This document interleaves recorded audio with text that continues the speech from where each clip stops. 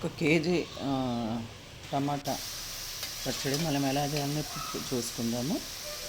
ఒక కేజీ టమాటాలు మంచివి తీసుకొని వాటి ముక్కలు కట్ చేసేసి చక్కగా ఒకదాంట్లో 4 ముక్కలు చేసి మంచిగా కట్ చేసుకొని పొయ్యి మీద ఉడికించుకోవాలి. అందులో ఒక 2 స్పూన్స్ నూనె పోసేసి అలా ఉడికించుకుంటూ ఉండాలి. ఒక కేజీకి 100 గ్రాములు చింతపండు 100 గ్రాముల చింతపండు వేసేసి సగం ఉడికిన తర్వాత చింతపండు వేసి బాగా కలుపుతూ ఉండాలి. మాడిపోకుండా కలుపుతూ ఉండాలి. అది ఉడుకుతూ ఉంటుంది. బాగా ఉడికినాక పూర్తిగా దగ్గర పడే వరకు దాన్ని బాగా ఉడికించుకోవాలి.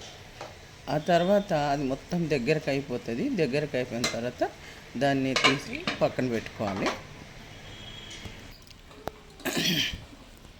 ఇంకా ఉంది వేసుకోవాలి కారం. దాన్ని పక్కన పెట్టుకొని వెల్లుల్లిపాయలు ఒక చారెడు వెల్లుల్లిపాయలు వేసుకోవాలి. దాంట్లోకి చారెడు వెల్లుల్లిపాయలు వేసుకొని తర్వాత కారం మనకి ఎంత కారం తింటామో అంటే నేను ఒక 100 గ్రాములు కాదు కానీ ఆ బౌల్తో నేను ఒక బౌల్ కారం పొడి తీసుకున్నాను.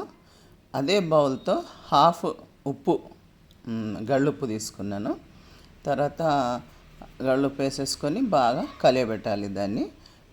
దాని తర్వాత అందులో ఒక స్పూన్ పసుపు కూడా వేసుకోవాలి. పసుపు అంతా వేసుకొని దాని తర్వాత దాన్ని దించి పక్కన పెట్టుకోవాలి.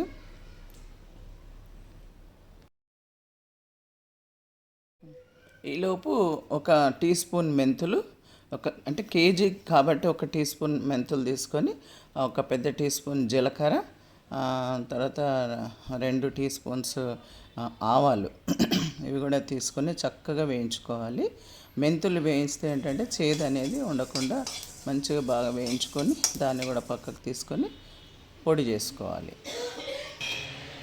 పొడి చేసుకొని అది మనం మొదట తయారు చేసి పెట్టుకున్న టమాటా దాంట్లోకి ఆ పొడి కూడా వేసేసుకోవాలి. వేసేసిన తర్వాత అది బాగా చల్లారుతుంది. చల్లారిన తర్వాత దాన్ని మనం బాగా కలియబెట్టుకొని తర్వాత అది చక్కగా దాన్ని కలియబెట్టుకొని గ్రైండ్ చేసుకోవాలి. తర్వాత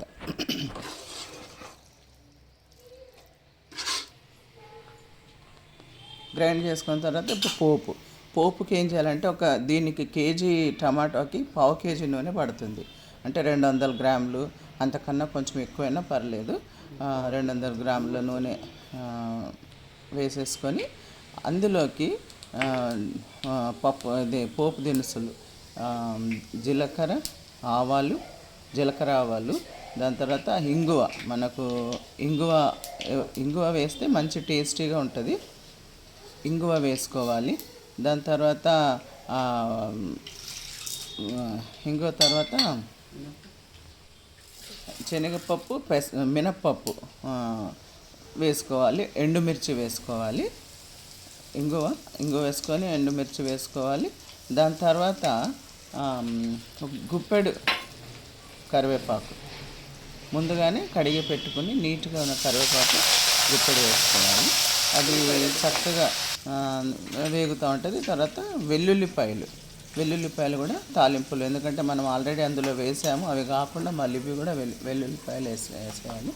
వేసి బాగా కలియబెట్టాలి. వెల్లుల్లిపాయలు ఎక్కువ అంటే ఇది అవ్వకుండా పర్వాలేదు, వేయకుండా కానీ ఇవైతే చక్కగా వేగుతూ ఉండాలి. అంతే. అది దించేసుకొని రుబ్బి పెట్టుకున్న ఇప్పుడు అది రుబ్బుకున్నాం కదా. రుబ్బుకున్న తర్వాత ఆ ఉడికిన పేస్ట్ని రుబ్బుకొని ఈ తాలింపులోకి వేసేసుకోవాలి. మనం తాలింపు చల్లగా అవ్వాల్సిన అవసరం లేదు. అట్లా వేడి మీదనే వేసేసుకొని ఒక 5 నిమిషాలు చక్కగా ఉడికించుకోవాలి. ఎందుకంటే ఈ టమాటా పచ్చడి ఒక 3 నెలలు కూడా మనం నిల్వ పెట్టుకోవచ్చు. కాబట్టి ఏదైనా తడి అది ఉంటే అలాంటిది వెళ్ళిపోతుంది. బాగా నూనెలో తాలింపులో ఇది కూడా కొంచెం ఫ్రై చేసుకోవాలి. టమాటా ఫ్రై చేసుకుంటే అప్పుడు చాలా ఎమ్మీగా తినొచ్చు. ఒక 3 మంత్స్ అయినా మనం చక్కగా తినొచ్చు, ఫ్రిడ్జ్లో పెట్టుకోవచ్చు. లేదంటే కొద్ది కొద్దిగా తీసుకొని దీంట్లో ఒక చిన్న డిష్లోకి తీసుకొని అట్లా వాడుకుంటూ మనం తిన్నామంటే ఈ పచ్చడి చాలా బాగుంటుంది. అన్నంలోకి కానీ, చపాతీల్లోకి కానీ, ఇడ్లీ, దోశ దేంట్లోకైనా ఈ పచ్చడి చాలా టేస్టీగా ఉంటుంది. కాబట్టి మీరు కూడా ఇది ట్రై చేయండి. ట్రై చేసి చూడండి ఎలా ఉంటుందో. ఓకే.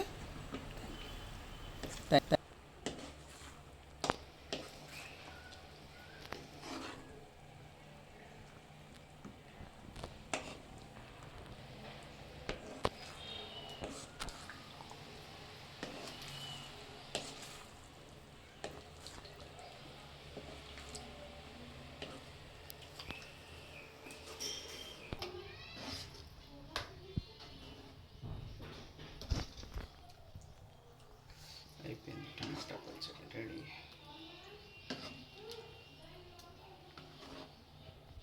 చూడు, కిలో టమాటాలకే ఇంత పచ్చడి అయిపోతుంది.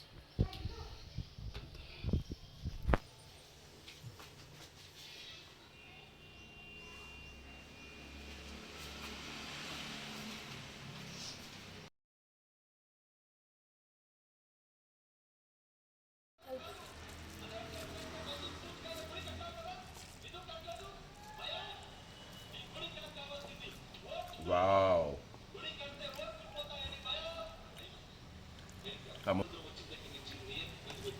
ఇట్లా కలుపుకొని టమాటా పచ్చడి ఒక అప్పడం ఇట్లా తీసుకొని తింటే ఓహోహోహోహోహో సూపర్.